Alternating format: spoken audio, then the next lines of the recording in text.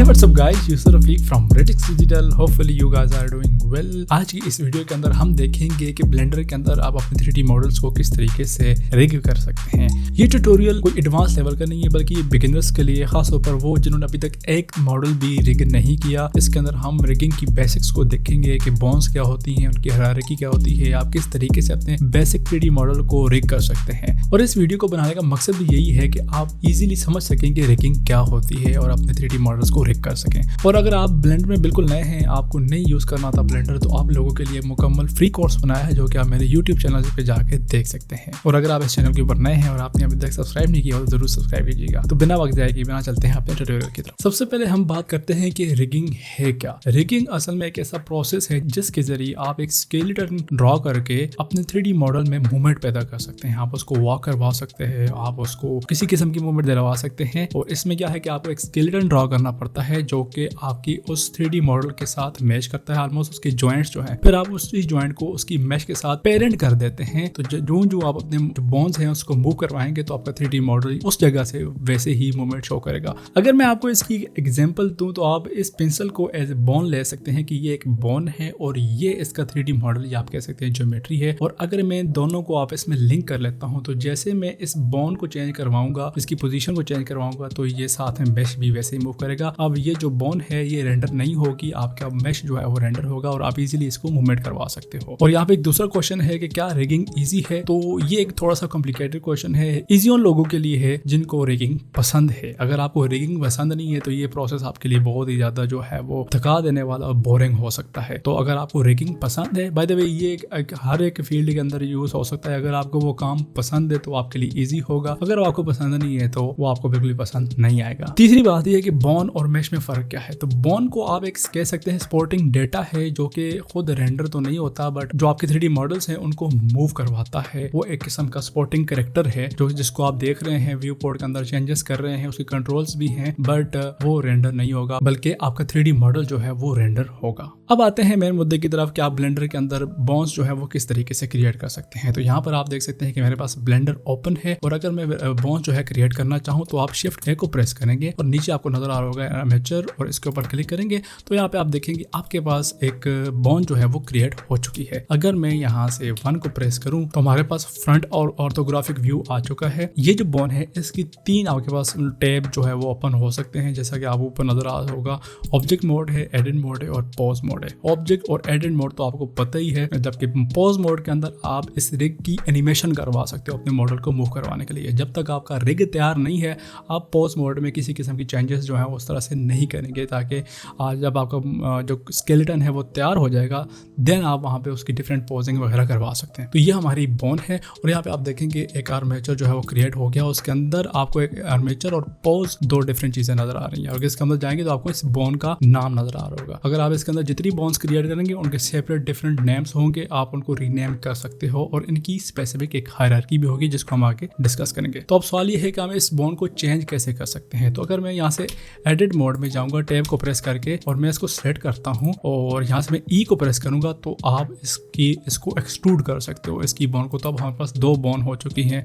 अब मैं इसको इंक्रीज करूंगा तो जितनी बोन चाहे आप आगे से क्रिएट कर सकते हैं। अब बात करते हैं कि हायरार्की क्या होती है बोन के अंदर। तो यहाँ पे देखिए सबसे पहले हमने ये बोन क्रिएट की, फिर हमने ये बोन क्रिएट की और इसके बाद ऑन फॉरवर्ड हम ये बोन्स क्रिएट करते गए। तो इसी तरह ऑटोमेटिकली जिस पॉइंट से आप अपनी इस बोन को क्रिएट करते हो तो वो पिछली प्रीवियस बोन का चाइल्ड हो जाती है, यानी कि वो उसका पेरेंट हो जाती है। फॉर एग्जांपल ये फर्स्ट बोन थी, उसके बाद हमने इसको क्रिएट किया तो ये वाली बोन इसका चाइल्ड हो गई, यानी कि ये बोन जो है वो इसके डिपेंडेंट हो गई। अगर मैं इसको मूव करवाता हूँ, फॉर एग्जांपल मैं यहाँ से पॉज मोड में जाता हूँ, इस बोन को हम सिलेक्ट करते हैं और यहाँ पे इसमें रोटेट करवाता हूँ तो आप देख सकते हैं इसके बाद जितनी भी बोन्स हैं वो मूव हो रही है, क्योंकि वो सारी की सारी इसके बाद क्रिएट हुई। और वहां से अगर आप आर्मेचर में जाएंगे तो यहाँ पर आपको इवन नजर भी आ रहा होगा कि अगर मैं यहाँ पे जाऊँ बोन्स, और यहाँ पे आप देख सकेंगे कि डिफरेंट किस्म की बोन्स क्रिएट हो चुकी हैं। और ये जो फर्स्ट बोन है ये हमारे पास बोन के नाम से यहाँ पे आ चुकी है और मैं चाहूँ तो इसको रीनेम भी कर सकता हूँ। इसको मैं कह सकता हूँ तो ये हमारे पास एक रूट बोन जो है वो क्रिएट हो चुकी है। और ये जो बोन है ये अपनी मूवमेंट खुद भी करवा सकती है, लेकिन ये याद रखिएगा जो इसका पेरेंट होगा वो इसकी मूवमेंट का डिपेंडेंट नहीं है। अब वो इसकी मूवमेंट का डिपेंडेंट होगा क्योंकि उस सबको मैंने सिलेक्ट कर लिया। तो ये सिलसिला आगे बढ़ता जाएगा और यहाँ से भी आप इसकी पेरेंटिंग को देख सकते हैं और आप चाहें तो इस पेरेंटिंग को आजाद भी करवा सकते हैं। फॉर एग्जाम्पल ये लास्ट वाली जो है मैं चाहता हूँ नहीं ये इस चेन का हिस्सा ना हो, इसी स्केलेटन के अंदर हो, बस इस चेन का हिस्सा ना हो। तो उसके लिए आप क्या कर सकते हो कि अगर आप यहाँ पर जाओगे एडिट मोड में और यहाँ से हम राइट क्लिक करेंगे और यहाँ पे आपको नजर आएगा पेरेंट, और यहाँ से मैं कर देता हूँ क्लियर या फिर Alt P को प्रेस करके यहाँ से आपने क्लियर पेरेंट कर देंगे।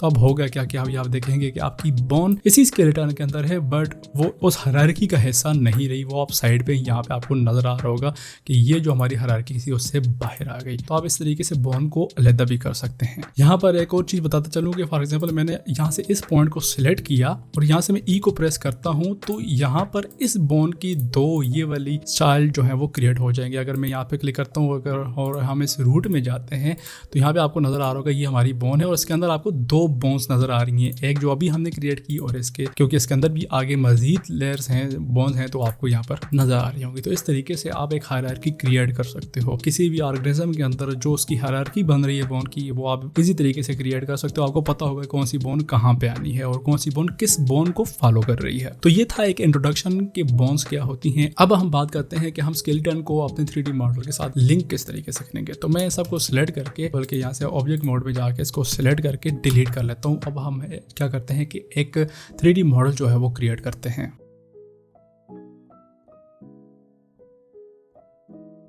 तो अभी आप देख सकते हैं कि मैंने एक बहुत ही बेसिक सा मैश क्रिएट किया है और अब हम इसकी रिगिंग करते हैं। मैं चाहता हूँ कि ये वॉक करके जाए, तो इसकी हम एक रिग जो है बेसिक सा क्रिएट कर सकते हैं जस्ट देखने के लिए कि किस तरीके से हम इसको bye means of bones move करवा सकते हैं। तो मैं यहाँ से 1 को प्रेस करूंगा और यहाँ से ना हम चले जाते हैं इसके वायरफ्रेम मोड में और अब हम क्रिएट करते हैं एक स्केलेटन। तो यहाँ से मैं आर्मेचर को क्लिक करूंगा, हमारे पास एक बोन आ चुकी है। तो मैं इस बोन को सिलेक्ट करके ऊपर ले जाऊंगा यहाँ पे आप देख सकते हैं ये आ गया। इसके बाद मैं यहाँ से एडिट मोड में जाऊंगा, इस बोन को बड़ा कर लेते हैं यहाँ तक। और यहाँ पे आपको मजे की चीज बताता हूँ कि यहाँ से अब बजाय इसके कि मैं इसको ऐसे छोटे छोटे पीसेस में मैनुअली बड़ा करूँ, तो इसका एक दूसरी टेक्निक ये है कि आप इसको एक ही दफा वो पूरी लेंथ तक जो है वो लंबा करके आपने इस बोन को सिलेक्ट करना है, राइट क्लिक सब डिवाइड, राइट क्लिक सब डिवाइड, राइट क्लिक सब डिवाइड। तो आपके पास बहुत ही छोटी छोटी इक्वल साइज की बोन्स बन सकती हैं। और मजे की बात यह है कि विद इन फ्यू क्लिक्स आप इक्वल साइज की बोन्स क्रिएट कर सकते हैं और ये जितनी ज्यादा बोन्स होगी उसमें उतनी ज्यादा फ्लेक्सिबिलिटी आ सकती है। अब आप यहाँ पे देखेंगे कि ये जो बोन है हमारी ये बेस वाली, इसको हम यहाँ से सिलेक्ट करके इसको रीनेम कर सकते हैं बेस बोन के नाम से, ताकि हमें पता रहे कि हम किस बोन के ऊपर काम कर रहे हैं। इसके बाद मैं इसका ये नीचे वाला पोर्शन सिलेक्ट करूंगा, ई को प्रेस करके मैं यहाँ से एक बड़ी जो है वो बोन क्रिएट करूंगा। अब इसको हमने एक्सट्रूड करवा के नीचे और इसको हम एक्सट्रूड करवा के यहाँ तक ले आते हैं। इसी तरह हमने फिर से इसी बॉल को सिलेक्ट करना है, यहाँ पर 1 2 3। तो ये हमारे पास 3 लेग्स जो हैं वो क्रिएट हो चुकी हैं इसी ज्योमेट्री के अंदर। मेक श्योर कि ये आपकी इस ज्योमेट्री के अंदर ही रहे। यहाँ पर इसके जितने भी डेटा आ रहा है आप 2 मिनट के लिए इसको इग्नोर करें कि हम अगली क्लासेस के अंदर देखेंगे। यहाँ पर आप देखेंगे कि ये जो रूट है और ये जो बोन है ये मेक श्योर कि इस बेस बोन के अंदर हो। ये कैसे हम चेक कर सकते हैं? अगर हम इस दोनों जो बोन्स हैं इनको सिलेक्ट करके मूव करवाएं तो आप देखेंगे कि वो उसके साथ लिंक्ड नहीं है। तो हम कैसे कर सकते हैं? मैंने इन दोनों बोन्स को सिलेक्ट किया, फिर जिसके साथ लिंक करना है यानी कि जिसका चाइल्ड बनाना है और जो उसका पेरेंट बनेगा, जो पेरेंट बनेगा उसको सबसे आखिर में सिलेक्ट करना है ऐसे, और कंट्रोल पी को प्रेस करेंगे और यहाँ पे लिखा है कीप ऑफसेट, यानी कि जो आपने चेंजेस की हुई हैं ऑफसेट के साथ इसको लिंक कर लेना। तो मैंने लिंक कर लिया, आप देखें वो बेस बोन के अंदर चले गई। तो अब अगर मैं इसको ये जो बोन्स हैं इस दोनों को सिलेक्ट करके मूव करवाता हूँ तो अब आपको यहाँ पर एक लिंक नजर आएगा, ठीक है। तो वो उसके साथ लिंक्ड हो गई है। अब ये टाइम है कि हम अपने स्केलेटन को लिंक करवा सकते हैं अपने इस 3D मॉडल के साथ। तो यहाँ से मैं जाऊँगा ऑब्जेक्ट मोड में ताकि हम ऑब्जेक्ट को सिलेक्ट कर सकें। यहाँ से हम वापस सॉलिड मोड में जाते हैं। अभी आपको सब कुछ जो है ऐसा लग रहा होगा कि मिक्स हो चुकी है, लेकिन ऐसा बिल्कुल नहीं है। यहाँ से हम रैंडम के ऊपर क्लिक करेंगे और ये जो बोन है हम इसको सिलेक्ट करेंगे और यहाँ से अगर हम डेटा में जाएंगे और यहाँ पर लिखा हुआ व्यू पोर्ट डिस्प्ले, तो यहाँ से मैं इसको कर लूँगा इन फ्रंट मतलब आपका जो रिग है वो हमेशा आपके मॉडल के ऊपर रहेगा, आपको हमेशा नजर आएगा। पहले मैं यहाँ से